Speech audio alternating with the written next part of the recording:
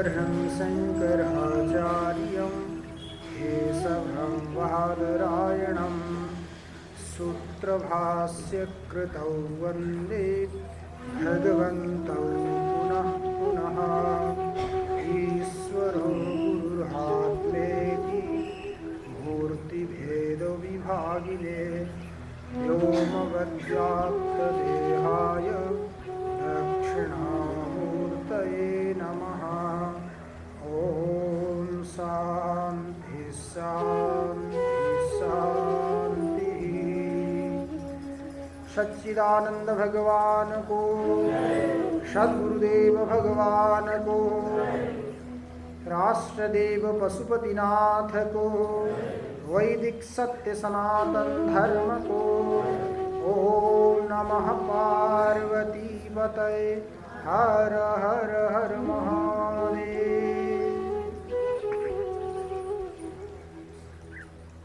चक्षुरपि आत्मा न भवति रूपग्रहण साधनत्वात् प्रदीपवत्। यथा प्रदीपेन करणेन रूपम उपलभ्यते तथा चक्षुरादिकरणेन रूपम उपलभ्यते। एवं एव इतराणि अपि करणानि। प्रकरण 12 अंतर्गत आत्मज्ञानोपदेश विधिमा हामीहरू विचार गर्दैछौँ। यहाँ प्रसंग चलिरहेको छ कि आत्मा को हो, आत्माको स्वरूप कस्तो छ, कसरी हामीले आत्मालाई जान्ने भन्ने यो प्रसंगमा सबैभन्दा पहिला स्थूल दृष्टिवाला व्यक्तिले शरीर नै आत्मा हो भन्ने कुरो विचार गरे, प्रस्तुत गरे। त्यसलाई खण्डन गरियो कि शरीर आत्मा होइन, किनकि शरीर रूपादिवाला छ। जस्तो किसिमले घट रूपवाला भएको हुनाले चक्षु इन्द्रियद्वारा अनुभवको विषय हुन्छ, त्यस्तै किसिमले शरीर पनि रूपवाला भएको हुनाले चक्षु आदि करणद्वारा उपलब्ध हुन्छ। तो करणद्वारा उपलब्ध हुने भएको हुनाले, अनुभवको विषय हुने भएको हुनाले घट जस्तै भयो। त्यसकारण शरीर आत्मा हुन सक्दैन भनेर शरीर आत्मा होइन भन्ने कुरो निर्णय गरियो। यो शरीरको भित्र बसेर शरीरलाई सञ्चालन गराउने कुनै चेतन तत्त्व छ, त्यो आत्मा हो, शरीर आत्मा होइन। अर्को प्रसंग आयो कि चक्षु इन्द्रियलाई आत्मा मानौ। चक्षु इन्द्रिय पनि आत्मा हुन सक्छ, किन? रूप ग्रहण साधनत्वात्। चक्षु इन्द्रियले के गर्छ? रूपको ग्रहण। त्यसकारण चक्षुरिन्द्रियको लक्षण गरिन्छ रूप ग्राहकत्वे सति इन्द्रियत्वम। रूप ग्राहकत्वे सति इन्द्रियत्वम। रूपलाई ग्रहण गर्ने, ग्राहक भन्छ नि, ग्राहक। ग्राहक भनेका ग्रहण गर्ने। यी मेरा ग्राहक हुन् भन्छ नि पसलेहरूले, हजुर खरिदकर्ता, खरिद गर्ने। तो ग्राहक, तो चक्षु कस्तो हो त? रूपको ग्राहक। रूप ग्राहक मतलब रूप विषयक प्रत्यक्ष जनक। रूप जो विषय, त्यो रूप विषयलाई प्रत्यक्ष गर्नको लागि जो जनक हो, जो कारण हो। रूप विषयक प्रत्यक्षको जनकलाई के भनिन्छ? रूप ग्राहक। कुनै पनि वस्तुलाई ग्रहण गर्छ भने यी ग्राहक हुन्। चक्षुरिन्द्रिय कसलाई, कुन विषयलाई ग्रहण गर्ने भएको हुनाले रूप ग्राहक हो त भन्दा रूपलाई ग्रहण गर्ने भएको हुनाले रूप ग्राहकम चक्षुः। रूपलाई ग्रहण गर्नेवाला इन्द्रियको चक्षुरिन्द्रिय। अब यो रहन्छ कहाँ? कृष्ण ताराग्रवर्ती।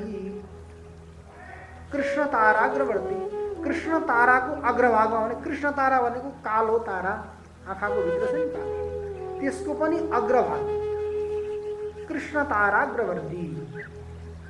तो कृष्ण ताराको अग्रभागमा रहेर रूपलाई ग्रहण गर्नेवाला जो इन्द्रिय हो त्यो के हो? चक्षुरिन्द्रिय। रूप ग्राहक भएको हुनाले यो के भयो? साधन भयो। साधन स्वरूप भएको हुनाले मानव अनुकूल रूपको दर्शन भयो भने चक्षुन्द्रिय के हुन्छ? प्रसन्न हुने। प्रतिकूल रूपको दर्शन भयो भने चक्षुन्द्रिय के हुने भयो? कुनै पनि आत्मीय व्यक्तिको दर्शन भयो भने चक्षुन्द्रियले के गर्छ? प्रसन्नता द्योतन गर्छ, प्रसन्न। अब प्रतिकूल पदार्थ आयो भने उसले के गरिदिन्छ? आँखा मोडिदिन्छ, त्यो देख्नबाट हटाइदिन्छ। तो अनुकूलता र प्रतिकूलताको वेदना हुन्छ त अन्तःकरणावच्छिन्न चैतन्यमा, तर कसको माध्यमले हुन्छ? चक्षुरिन्द्रियको माध्यमले हो। रूपलाई लिएर प्रसन्नता र मलिनता हुन्छ भने चक्षुको माध्यमले हुन्छ। गन्धलाई लिएर प्रसन्नता र मलिनता हुन्छ भने घ्राणेन्द्रियको माध्यमले हुन्छ। शब्द सुनेर प्रसन्नता र मालिन्यता आउँछ भने श्रोत्रेन्द्रियको माध्यमले हुन्छ। रस चाखेर प्रसन्नता र मालिन्यताको अनुभूति हुन्छ भने रसनेन्द्रियद्वारा हुन्छ। स्पर्शलाई छोएर प्रसन्नता र मालिन्यताको अनुभूति हुन्छ भने त्वगिन्द्रियको माध्यमले हुन्छ। माध्यम त यिनी इन्द्रियहरू बने, तर अनुभव गर्छ कसले? जीवले गर्छ। अन्तःकरणावच्छिन्न जो चैतन्य हो, जीव हो, जीवात्मा हो, अनुभव गर्ने त त्यसले हो। तर त्यसका साथ चक्षुरिन्द्रियको हाम्रो यस्तो सम्बन्ध छ, त्यसकारण के गर्छौँ? इन्द्रिय खुसी। आज मैले यस्तो राम्रो दृश्य देखेँ कि यस्तो दृश्य मैले कहिले पनि देखेको थिइनँ भन्छौँ नि। मैले देखेँ त्यो म भन्ने को हो? त्यो आत्मा। वास्तवमा भन्ने जो म भन्ने हो नि, त्यो म भन्ने नै के हो? वास्तविक आत्मा। तर म का साथ हामीले इन्द्रियका साथ तादात्म्य अध्यास गरेर इन्द्रियलाई नै के भन्छौँ? म भन्छौँ। इन्द्रियलाई म भनेर आँखासँग मलाई सम्बन्ध गरेर काँडोहम, दुईटा आँखा नभएको अन्धो, एउटा आँखा नभएको कानो, काँडोहम, म काँडो। बधिरोहम, म बहिरो। तो बहिरो कसको स्वभाव हो? श्रोत्रेन्द्रिय धर्म, बहिरोपन। काणोपन कसको हो? चक्षुरिन्द्रिय। तर त्यो चक्षुरिन्द्रियको, श्रोत्रेन्द्रियको एवं क्रमले सम्पूर्ण इन्द्रियहरूका धर्मलाई हामीले के गर्यौँ? आत्माका साथ सम्बन्ध गरेर इन्द्रियहरू नै आत्मा हुन् भन्ने यस्तो क्रम हुन्छ। त्यसकारण चक्षुरिन्द्रिय पनि रूपादिलाई ग्रहण गर्नको लागि साधन हुने भएको हुनाले, करण हुने भएको हुनाले चक्षु पनि आत्मा हुन सक्छ। दृष्टान्त दियो प्रदीपवत्। जस्तो किसिमले प्रदीप, दीप आत्मा होइन, तर दीपको माध्यमले वस्तुहरू प्रकाशित हुन्छन्। वस्तु प्रकाशित गर्नको लागि दीपको प्रकाशको आवश्यकता हुन्छ। तर त्यो दीप प्रकाश स्वरूप त आत्मा हो, तर दीप आत्मा होइन, प्रदीप आत्मा होइन। जसरी त्यस्तै किसिमले रूप ग्रहण गर्नको लागि कारण भएको यो चक्षुन्द्रिय पनि आत्मा हुन सक्छ। एउटा कुरा। अर्को कुरा के हो? हामीहरूका शरीर कति प्रकारका छन्? 3 प्रकारका छन्। स्थूल शरीर, सूक्ष्म शरीर अनि कारण शरीर। तो स्थूल शरीर त के भयो? अन्नमय हो। स्थूल शरीर देखिन्छ, यो अन्नको विकार हो। अन्न खाए यो बढ्छ, अन्न नखाए कम हुन्छ। प्रत्येक क्षणमा यसका अवयवहरू उपचय र अपचय भइरहन्छ। हट्ने क्रम अनि बढ्ने क्रम चलि नै रहन्छ। त्यसकारण यो स्थूल शरीर प्रत्येक क्षणमा बदलिने भएको हुनाले त्यो होइन, परिवर्तनशील छ, अनन्त। यो त स्थूल शरीर हो। अब सूक्ष्म शरीर के हो त? तो सूक्ष्म शरीरमा धेरै प्रकारका अङ्गहरू छन्। अनेक प्रकारको सङ्घ मिलेर सूक्ष्म शरीर बनेको छ। जस्तो किसिमले बाघादि पञ्च, श्रवणादि पञ्च, बाघादि पञ्च, श्रवणादि पञ्च, प्राणादि पञ्चाभ्र मुखानि पञ्च। बाघादि पञ्च, बाघादि 5 कर्मेन्द्रिय, बाघ, वाणी, पाद, पायु, उपस्थ। त्वगादि पंच, चक्षु, श्रोत्र, घ्राण, रसना, त्वक, नेपरी क्रमेण चक्षुआदि पंच भए 5। प्राणादि पंच, प्राण, अपान, व्यान, समान, उदान। अभ्राणि पंचमहाभूत आकाश, आकाश, वायु, तेज, जल, पृथ्वी, बुद्धि आदि अंतःकरण चतुष्टय, मन, बुद्धि, चित्त, अहंकार, अविद्या, काम आणि कर्म, पुर्यष्टकम सूक्ष्म शरीर माहू।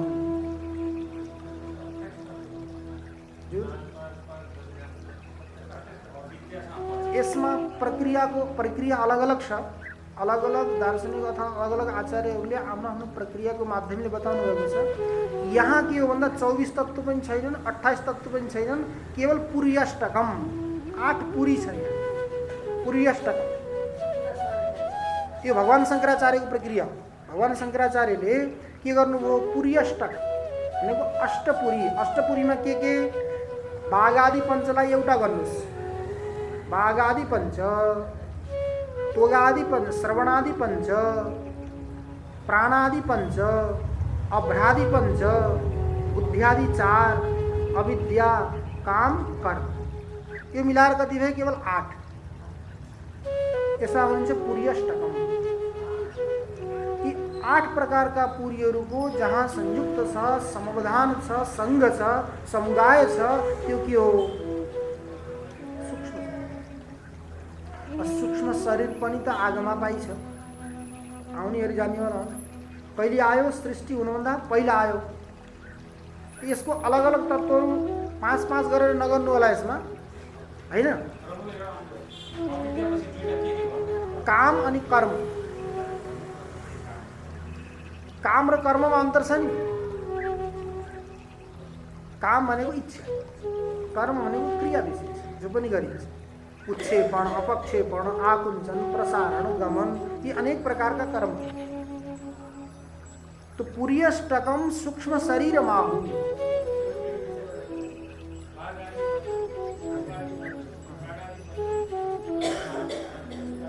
अभ्रादि पंच, अभ्र भनेको आकाश, आकाशादि 5 भने पंचमहाभूत, बुद्ध्यादि 4, त्यो पनि एउटा टीम भयो मानौ, अलग अलग आफ्नो समुदाय। अविद्या, काम, कर्म। अब यही कहीं अन्यत्र पनि विचार गर्न जानुभयो भने, हजुरहरू वेदान्त सार आदि ग्रन्थमा हेर्नुभयो भने त्यहाँ पनि 2वटा प्रक्रिया हुन्छ। कुनैमा 19 अवयवको सूक्ष्म शरीर छ भने कहीं 17 अवयवको सूक्ष्म शरीर छ, हैन। कहीं छ कि 19 अवयवको छ, अब कहीं के छ 17 को छ। यसमा अन्तर के छ, केवल अन्तःकरणमा भेद छ। अन्तःकरण चतुष्टयलाई, मन, बुद्धि, चित्त, अहंकारलाई 4लाई 2मा विभक्त गरेको छ। जसले 2 मान्छ त्यहाँ 17 भयो, जसले 4 मान्छ त्यहाँ 19 भयो। तर ल ठीक छ, जो चलेको छ हजुर, जो पनि यो प्रक्रिया, कुनै पनि प्रक्रियामा जाउँ, हामीलाई के आपत्ति छैन। पहिल्यै भगवान सूर्येश्वराचार्यले भन्नुभएको छ नि, यया भवेत् पुंसाम व्युत्पत्ति प्रत्यगात्मनि सा सैव प्रक्रिया ज्ञेया साध्वी साचा नवस्थिति। यया भवेत् पुंसाम, लक्ष्य के हो, पुरुषहरूलाई प्रत्येक तत्त्वको शुद्ध चैतन्यको आत्माको बोध गराउनु यो लक्ष्य। यया भवेत् पुंसाम, व्युत्पत्ति भनेको बोध, ज्ञान। कसको ज्ञान, प्रत्येक आत्मनि, प्रत्येक आत्मा। प्रत्येक आत्मा भनेको एक आत्मा होइन, प्रत्येक। प्रत्येक भनेको शुद्ध चैतन्य जसमा कुनै पनि मिलावट छैन। तो प्रत्येक भनेको के, प्रति, अंचति, गच्छति, बाह्य विषयेषु प्रतिकूलतया इति प्रत्येक। जो सदा सर्वदा बाह्य विषयमा प्रतिकूलतया नै व्यवहार गर्छ, अर्थात बाह्य विषयमा जसको वृत्ति जाँदै जाँदैन, बाह्य पदार्थ भएन जाने हो, उसको दृष्टिमा बाह्य पदार्थ छँदै छैन, अर्थात उदेखि अतिरिक्त कुनै पनि छैन। तो उदेखि अतिरिक्त कुनै नभएपछि कहाँ जाने। देवदत्तस्य एक पुत्र शैव ज्येष्ठ शैव कनिष्ठ। देवदत्तको एउटा छोरो छ घरमा, और घरमा कोही पाहुना आएपछि छोरालाई देखाएर सोधे यिनी कुन हुन्, जेठा हुन् कि माइला हुन् कि कान्छा हुन् कि को हुन् त भनेर सोधे भने देवदत्तले के उत्तर दिनुहुन्छ? जेठो पनि यही हो, माइलो पनि यही हो, कान्छो पनि, किनभने एउटै छ। देवदत्तस्य एकपुत्र शैव ज्येष्ठ शैव कनिष्ठ, जेठो पनि यही हो, कान्छो पनि। त्यस्तै किसिमले जो प्रत्येक हो शुद्ध चैतन्य त्यो के छ? एउटा छ, आफू मात्रै छ। त्यो आफू मात्रै भएको हुनाले उसको बाह्य पदार्थमा वृत्ति कसरी जाओस्? बाह्य पदार्थ छँदै छैन। तर प्रतिको अर्थ अंचति, अंचतिको अर्थ गच्छति। गच्छति कहाँ जान्छ? बाह्य विषयसु, बाह्य विषयहरूमा कसरी जान्छ? प्रतिकूलतया इति प्रत्यक। बाह्य विषयमा सदा सर्वदा यस्तै हुन्छ। प्रति अंचति, प्रति बराबर अंचति, अंचति बराबर गच्छति, ये अर्थ हुने एउटा। प्रति अंचति गच्छति बाह्य विषयेषु प्रतिकूलतया इति प्रत्यक। बाह्य विषयेषु प्रतिकूलतया इति प्रत्यक, अर्थात शुद्ध चैतन्य इति प्रत्यक। प्रत्येक भन्नुहोस्, शुद्ध चैतन्य भन्नुहोस्, एउटै शब्द हो, पर्यायवाची शब्द हो। तो प्रति बराबर अंचति, अंचति बराबर गच्छति। अंचु गतौ धातु छ संस्कृत व्याकरणमा। अंचतिको अर्थ पनि हुन्छ जान्छ, गच्छतिको अर्थ पनि हुन्छ जान्छ, अततिको पनि अर्थ हुन्छ जान्छ। कुनै पनि शब्दको प्रयोग गर्न सकिन्छ। तो प्रति माने अंचति, अंचति अर्थात गच्छति, अंचति अर्थात गच्छति। जान्छ, कहाँ जान्छ त? पशुपतिनाथ आदर्शमा जान्छ कि गुहेश्वरी जान्छ कि बुढालीकण्ठ जान्छ कि कहाँ जान्छ भन्दा बाह्य विषयसु, बाह्य विषयमा जान्छ। कसरी? प्रतिकूलतया, अर्थात बाह्य विषय उसको लागि सदा सर्वदा प्रतिकूल लाग्छ, राम्रो लाग्दैन, प्रतिकूल। जहाँ प्रतिकूल लाग्छ त्यहाँ हामीहरू गइन्छ कि गइँदैन? जहाँ प्रतिकूल लाग्छ त्यहाँ त गइँदैन। कहाँ गइन्छ? जहाँ अनुकूल लाग्छ। तो शुद्ध चैतन्यलाई, प्रत्येकलाई सदा सर्वदा बाह्य विषयमा के लाग्छ? प्रतिकूल लाग्छ। त्यसका अर्थ के हो? प्रत्यक, शुद्ध। यसैलाई उपनिषदहरूमा अन्तरतमः प्रतिकूलतया इति प्रत्यक इति प्रत्यक। यसको अर्थ हो शुद्ध चैतन्य। तो सदा सर्वदा त्यसले के गर्छ? बाह्य विषयमा प्रतिकूलतया नै जसले व्यवहार गर्छ, आचरण गर्छ, त्यसको नाम के हो? प्रत्यक। अति प्रत्यकलाई के भनिन्छ? शुद्ध चैतन्य भनिन्छ। त्यसैलाई अन्तरतम, अन्तरात्मा भन्नुहोस् अथवा अन्तरतम भनेको यस्तो भित्र कि त्योदेखि भित्र कोही पनि छैन। अन्तरतम सबैभन्दा भित्र छ, त्योदेखि भित्र कुनै पनि छैन, अर्थात त्योदेखि श्रेष्ठ कुनै पनि छैन। यसैलाई सिद्धान्त पनि भनिन्छ। सिद्धान्त, सिद्ध अन्तः मेरु प्रदेश। सुमेरुलाई सबैभन्दा माथि अथवा राम्रो मान्छन्। सुमेरु पर्वत सुवर्णमय छ। सुमेरु पर्वत सुवर्णमय छ, अर्थात सुवर्णमय भएको त आजसम्म किन राख्थे मान्छेले? फोरफार पारेर खतम गरिदिन्थे। सुवर्णमय भन्नुको मतलब अत्यन्त सुन्दर छ, रमणीय छ। प्रशंसा अर्थवाद वाक्य हुन्छ नि शास्त्रमा, अर्थवाद भनिन्छ। अर्थवाद वाक्यहरू दुई प्रकारका हुन्छन्। एउटा प्रशंसापरक हुन्छ, अर्को निन्दापरक हुन्छ। प्रशंसापरक वाक्यलाई पनि अर्थवाद भनिन्छ अनि निन्दापरक वाक्यलाई पनि अर्थवाद भनिन्छ। जस्तो मानौ कि कुनै व्यक्ति महामूर्ख छ, त्यसलाई के भन्छन्? कोही व्यक्ति आयो भने ए विद्वान आउनुभयो भन्छ। छन महामूर्ख छ तर त्यसको लागि प्रयोग के गरे? विद्वान आउनुभयो भने त्यो बुझ्नु पर्यो अर्थवाद हो, कस्तो निन्दा। अनि त्यसपछि गएर जस्तो भगवानको लागि अथवा आत्मतत्वको लागि उपनिषदहरूमा आउँछ अणौरणीयान महतो महीयान, परमात्मा अणुभन्दा पनि अणु अनि महत्भन्दा पनि महत। देख्नु हेर्नु, परम अणु परिमाणदेखि सानो परिमाण हुँदै हुँदैन अनि महत परिमाणदेखि ठुलो परिमाण हुँदै हुँदैन। त अणुरणीयान कसरी भयो? अणुभन्दा पनि अणु, अणुभन्दा सानो हुँदै हुँदैन, अणुभन्दा अणु पनि बताइए। महतो महीयान, महान भन्दा महान कोही हुँदै हुँदैन, महानदेखि पनि महान भनियो। यो के हो त भन्दा प्रशंसा।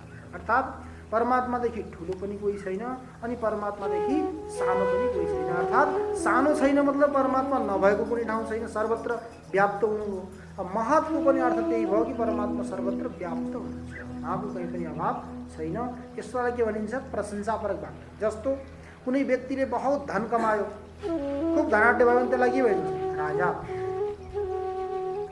राजा भनिन्छ त त्यो राजा त होइन नि, धेरै धन कमाएको हुनाले धनाधिक्येन राजा इति व्यवहार।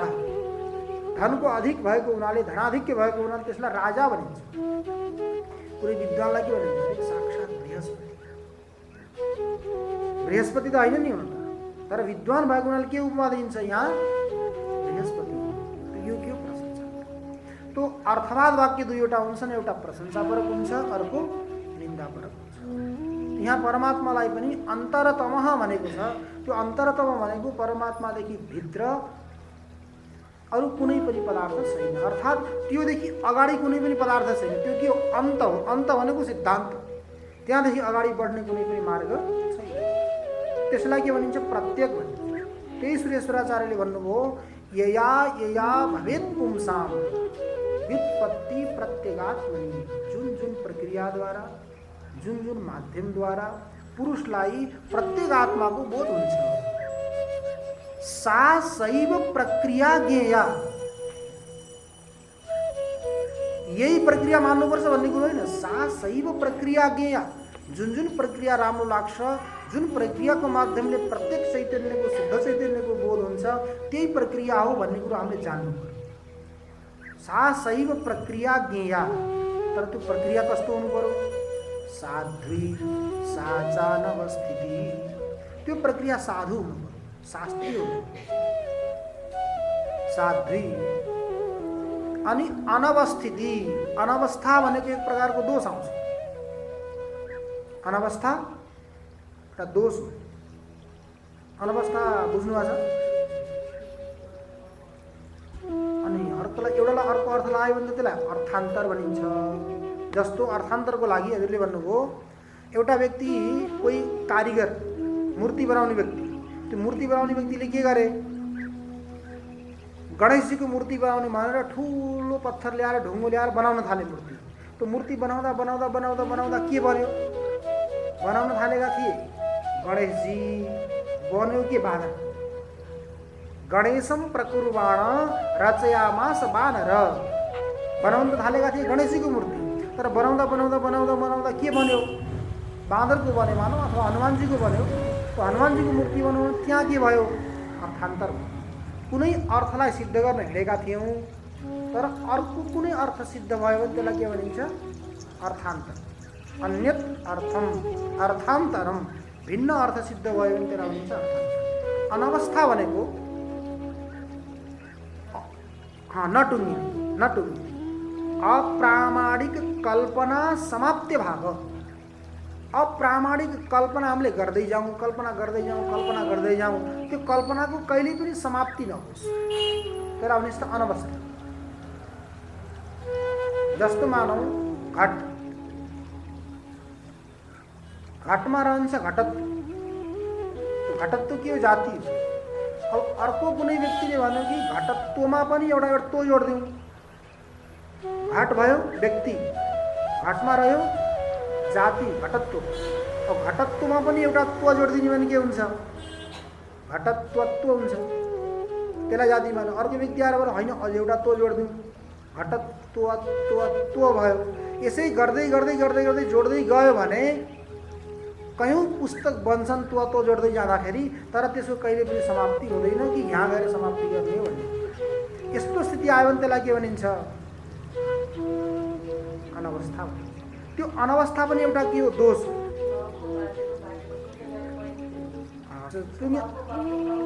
अथवा त्यो पनि टुङ्गिन सक्ला भने सृष्टि समय जानुभयो भने अथवा सृष्टिको प्रारम्भसम्म, क्योंकि सबैको बाउ त को हो? त्यही हो, सच्चिदानन्द स्वरूप परमात्मा। त्यो सच्चिदानन्द स्वरूप परमात्माको नै सम्पूर्ण के हो? सृष्टि हो। सदैव सौम्य इदमग्र आसीत् एकमेवा द्वितीयम्। त्यो एउटै थियो, एक्लै थियो। सृष्टि हुन पहिला केही थिएन अरे, मात्र एक्लै थियो सृष्टि हुनुभन्दा पहिला। त्यहाँसम्म गएर पनि हामीले रोक्न सकिन्छ, गइयो भने त्यहाँसम्म, त्यहाँ पनि अवस्था हुँदैन। तर यहाँ त्यो घटत्वमा, घटमा घटत्व, घटत्वमा घटत्वत्व, यसै गर्दै गर्दै गर्दै गर्दै गर्दै गर्दै जानियो भने के हुन्छ? अनवस्था हुन्छ। त्यो प्रक्रियामा पनि अनवस्था हुनु भएन। अनवस्थादेखि पनि के हुनु पर्यो? भिन्न। अनवस्था पनि एउटा के हो? दोष। वही लक्षण हुन सक्छ जसले लक्षणलाई सिद्ध गर्छ, जसमा कुनै पनि दोषहरू नहुन्। सर्वविध दोषद्वारा जो रहित हुन्छ, निर्दुष्ट हुन्छ, त्यो निर्दुष्टले नै के गर्न सक्छ?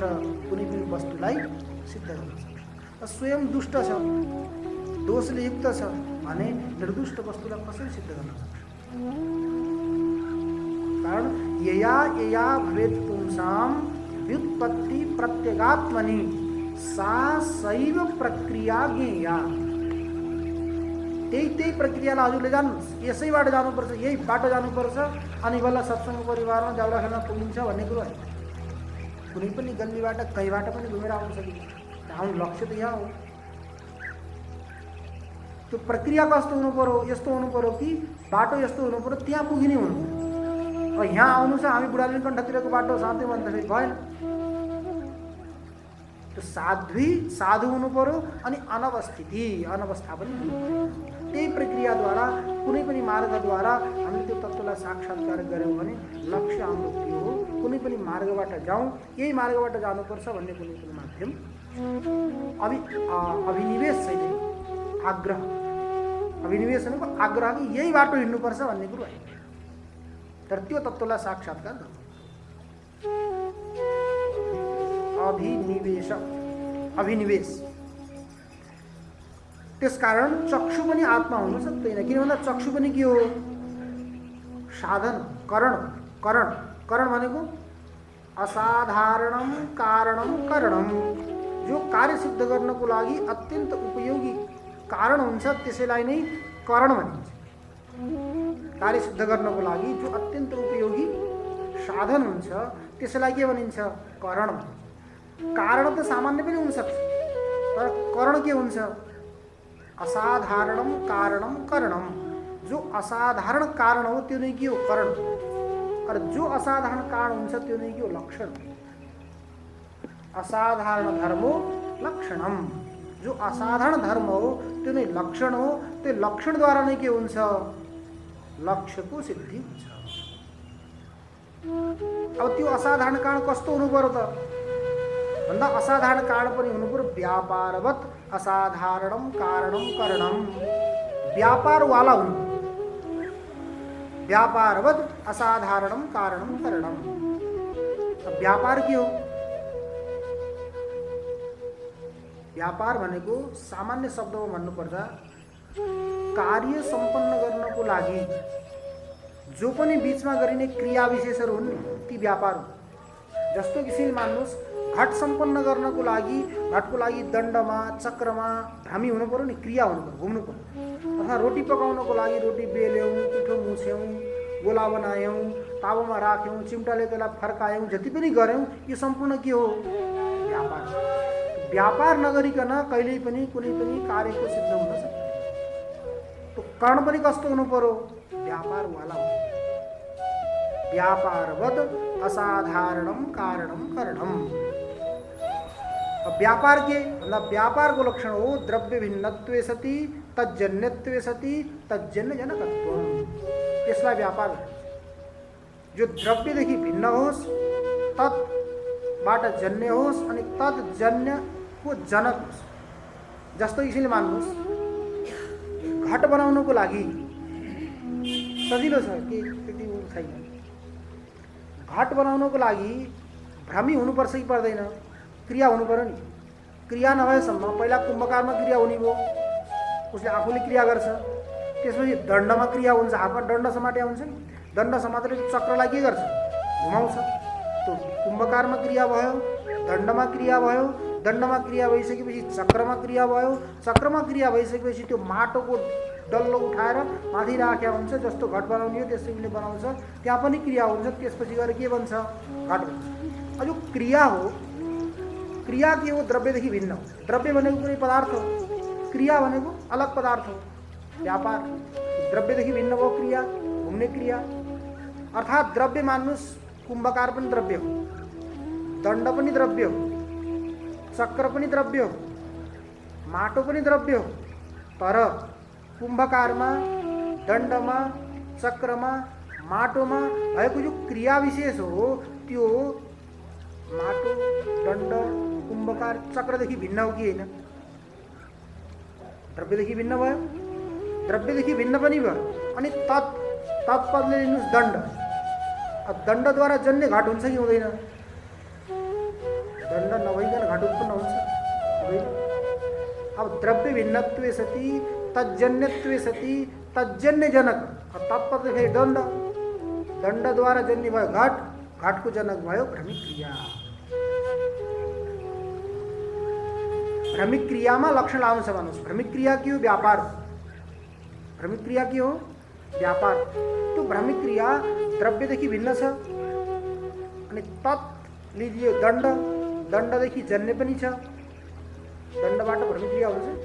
अनि अर्को तत्पदले दण्ड, त्यो दण्डद्वारा जन्य भयो घाट, त्यो घाटको जनक के भयो? अर्थात् भ्रमिक क्रिया व्यापार हो। यहाँ आउनको लागि हामी घरबाट निक्ल्यौँ, यहाँ आउनको लागि व्यापार के हो त भन्दा हामी चल्नु, क्रिया गर्नु। यो क्रिया नै के हो? व्यापार हो। जहिलेसम्म बिचमा क्रिया हुँदैन तहिलेसम्म हामीहरू यहाँ आइपुग्दैन। त्यो करण कस्तो हुनु पर्यो? व्यापारवाला हुनु पर्यो। व्यापारवाला भएर जो असाधारण कारण हुन्छ त्यसलाई के भनिन्छ? करण भनिन्छ। कठिन भयो कि के भयो?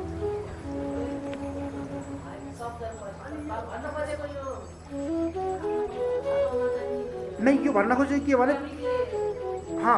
क्रमिकले त्यहाँ जानुपर्छ।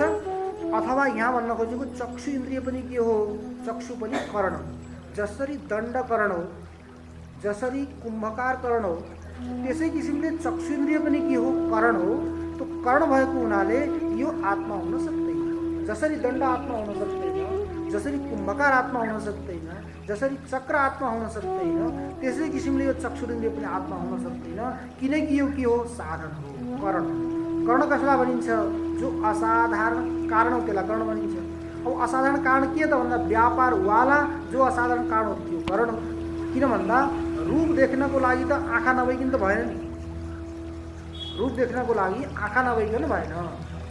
तो आँखा रूप देख्नको लागि के भयो? असाधारण कारण। जस्तो किसिमले रोटी बनाउनको लागि असाधारण कारण भयो पिठो मानौ, त्यस्तै किसिमले रूप देख्नको लागि असाधारण कारण के भयो? जस्तो किसिमले पिठो कारण हो त्यस्तै चक्षु पनि कारण हो। जसरी पिठो आत्मा हुन सक्दैन, जड हो, त्यसैले चक्षु पनि आत्मा हुन सक्दैन।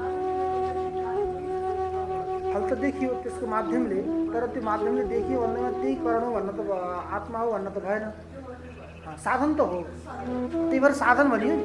साधन हो यो, साध्य होइन। हामीलाई साध्य चाहियो। साध्य के हो? आत्मा हो।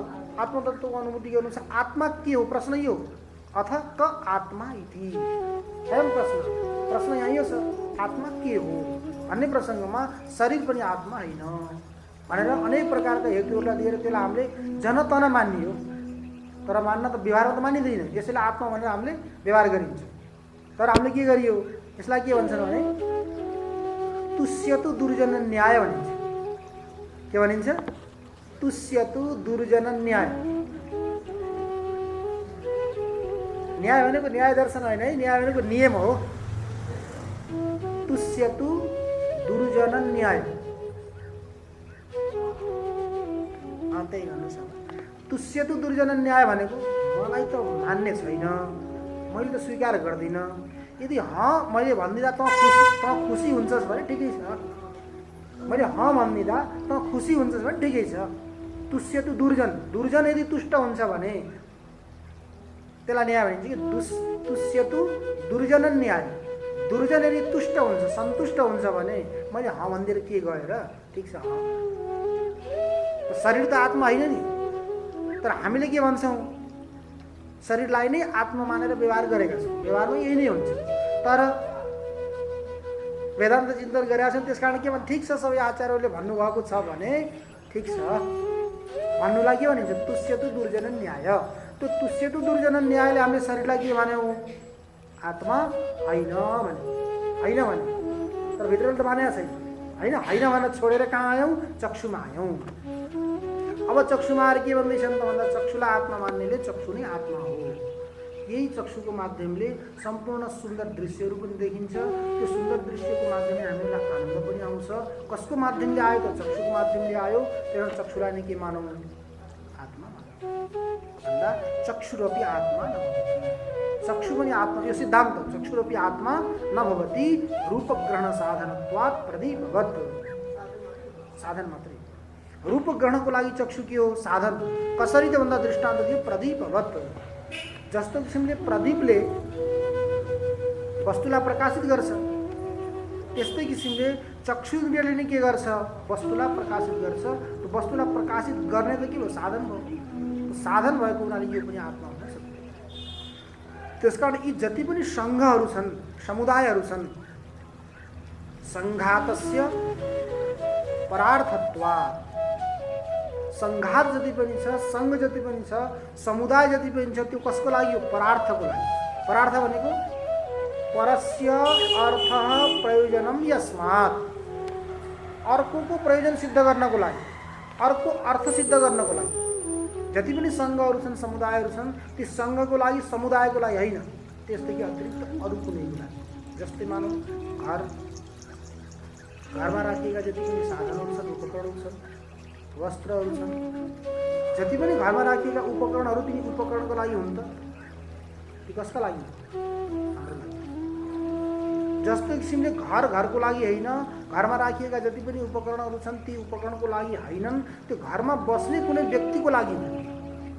त्यस्तै किसिमले यो पनि के हो, घर हो। त्यो घरभित्र बस्ने कुनै छ।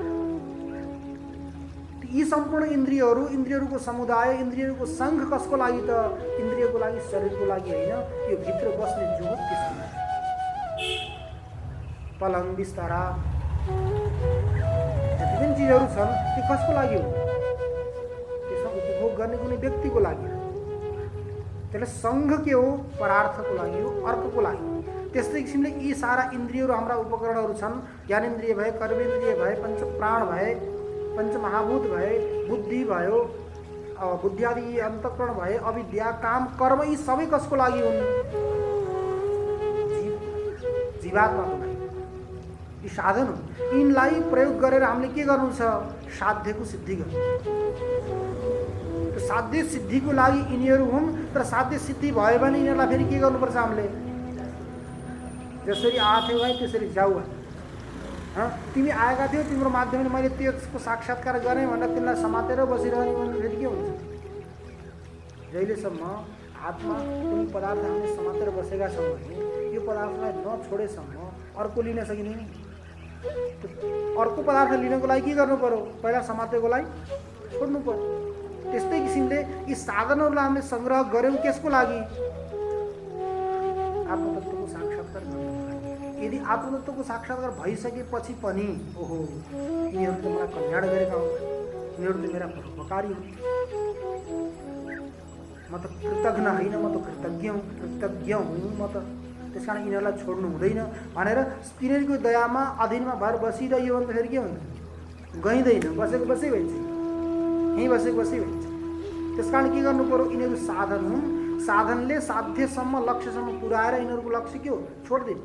त्यो साधनलाई हामीले के गर्नु पर्यो, छोड्नु पर्यो, मोह नगरिकन। मोह गऱ्यो भने त फेरि बन्धन भयो। पलालमिव धान्यार्थी त्यजेद ग्रन्थम अशेषतः।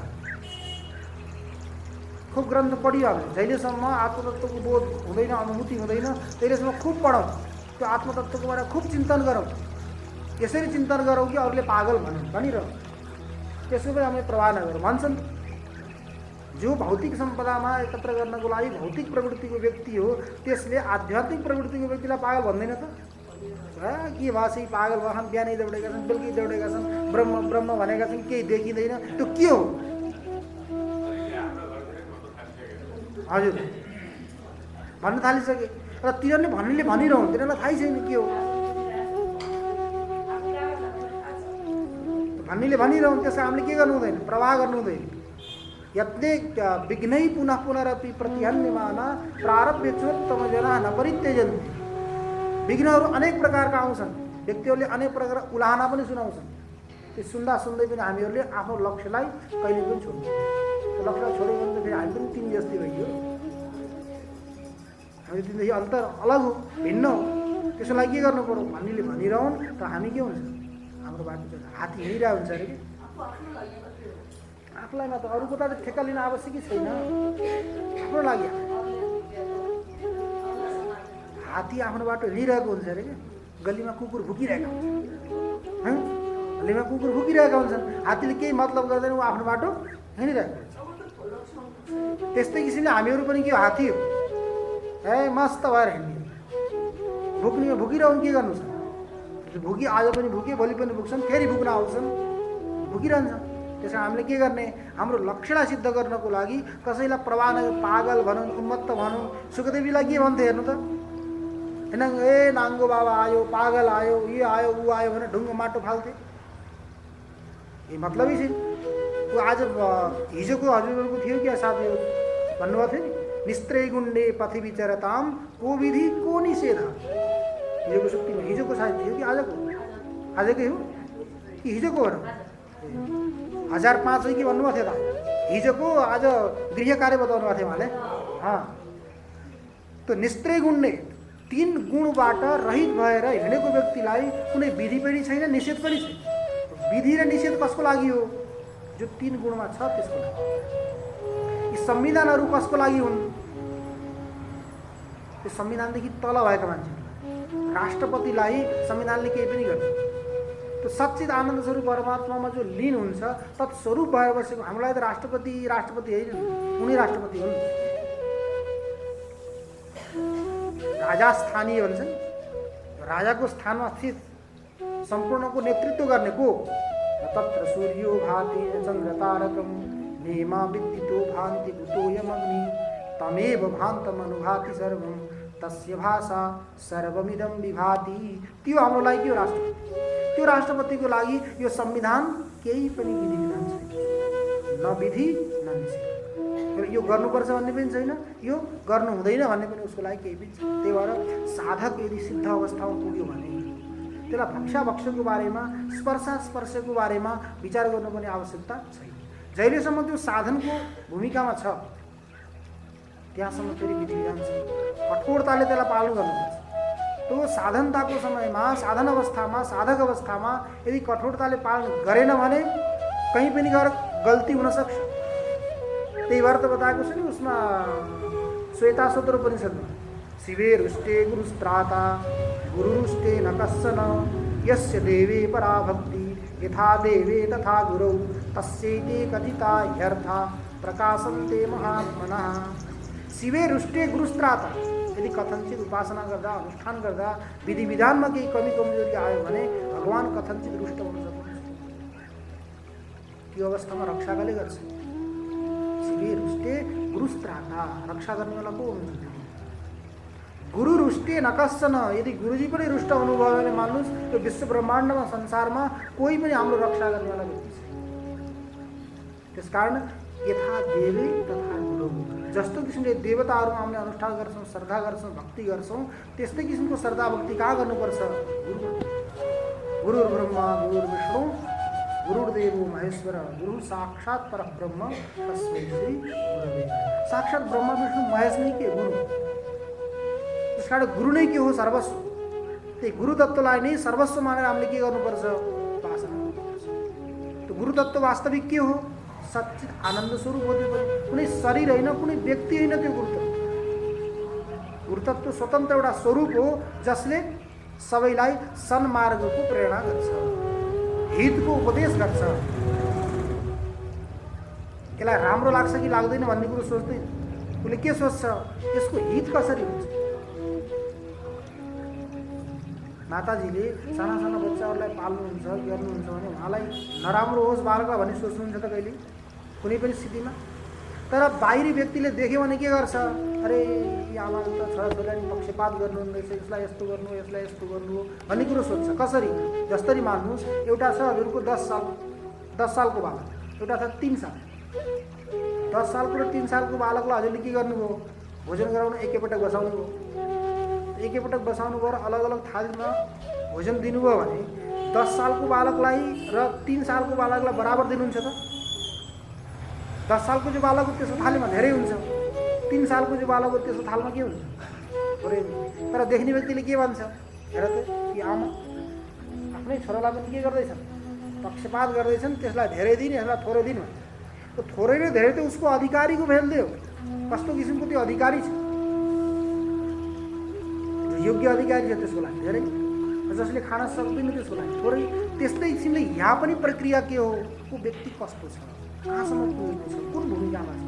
यदि साधनको भूमिकामा छ भने त्यसलाई त्यस्तै किसिमको उसले प्रक्रिया गर्नु, परिश्रम गर्नु। यो सिद्ध अवस्थामा पुगेको छ भने त्यसलाई कुनै पनि परिश्रम गर्नुपर्ने आवश्यकता छैन, केवल मस्त। त्यसकारण साधक अवस्था र सिद्ध अवस्थामा के हुन्छ, भेद हुन्छ। जस्तो किसिमले साधकले अक्षावक्षको बारेमा, स्पर्शास्पर्शको बारे, के खाने के नखाने, कसलाई छुने कसलाई नछुने, के गर्ने के नगर्ने, अनेक प्रकारका उसलाई विधान हुन्छन् भने सिद्धलाई हुँदैन। तो सिद्ध के हो, आत्माको स्वरूप हो। साधक के हुन्, यी इन्द्रिय। त्यसकारण यी चक्षुवादी इन्द्रियहरू पनि के हुन्, साधक हुन्, करण हुन्। करण हुने भएको हुनाले अनेक प्रकारका धर्महरूको साथ, अनेक प्रकारका उपाधिका साथ यिनीहरूको सम्बन्ध छ। त्यसकारण यिनीहरू आत्मा हुन सक्दैन। चक्षुरपि आत्मा नभवति रूपग्रहण साधनत्वात् प्रदीपवत्, प्रदीप समान। जति पनि हाम्रा इन्द्रियहरू छन्, करणहरू छन्, यी सम्पूर्ण करणहरू के हुन्, सम्पूर्ण जड हुन्। चेतनको सम्पर्कले, चेतनको माध्यमले नै यिनीहरूले के गर्छन्, आफ्नो आफ्नो कार्यलाई सम्पन्न गर्छन्। चेतनका सम्बन्ध नभए गए। यथा प्रदीपेन कर्णेन रूपम उपलभ्यते, जस्तो किसिमले प्रदीप करणद्वारा रूप उपलब्ध हुन्छ, त्यस्तै प्रकारले चक्षुरादि करणेन रूपम उपलभ्यते। त्यो भएर चक्षुरिन्द्रिय भनिन्छ रूपग्राहकं चक्षु कृष्ण ताराग्रवर्ती। रूपलाई ग्रहण गर्नेवाला के हो, चक्षुरिन्द्रिय हो। त्यो कहाँ रहन्छ त भन्दा कृष्ण ताराको अग्रभागमा रहन्छ। जस्तो किसिमले चक्षुरिन्द्रिय आत्मा होइन, त्यस्तै किसिमले एवं एव इतराणि अपि करणानि। भगवान भाष्यकारलाई पनि लाग्यो, यहाँ व्यक्तिहरूले धेरै सत्सङ्ग गर्दा गर्दा गर्दा गर्दा सम्पूर्ण इन्द्रियहरूको ज्ञान छ। त्यो भएर मैले चक्षुरिन्द्रियलाई त बताइदिएँ, त्यस्तै किसिमले सबैलाई एउटा एउटा एउटा गरेर बताउनु पर्ने आवश्यकता छैन, समय पनि पुरा भइसक्यो भनेर भगवान शङ्कराचार्यले के भन्नुभयो, एवमेव इतराणि अपि करणानि। यस्तै किसिमले अन्य अन्य करणहरू पनि ज्ञान गर्नको लागि साधन भएको हुनाले आत्मा हुन सक्दैनन् भन्ने कुरो जान्नु पर्यो भन्ने। ओम पूर्णमदः पूर्णमिदं पूर्णात् पूर्णमुदच्यते पूर्णस्य पूर्णमादाय पूर्णमेवावशिष्यते। ओम शान्ति शान्ति शान्तिः। शङ्करं शङ्कराचार्यं केशवं बादरायणं शुद्धभाष्यकृतौ वन्दे भगवन्तौ पुनः पुनः। ईश्वरो गुरुरात्मेति मूर्तिभेदविभागिने व्योमवद्व्याप्तदेहाय दक्षिणामूर्तये नमः। ओम शान्ति शान्ति शान्तिः। सच्चिदानंद भगवान को, सद्गुरुदेव भगवान को, सत्संग परिवार को, संपूर्ण श्रोताहरू को, राष्ट्रदेव पशुपतिनाथ को, वैदिक सत्य सनातन धर्म को। ओम नमः पार्वती पतये। हर हर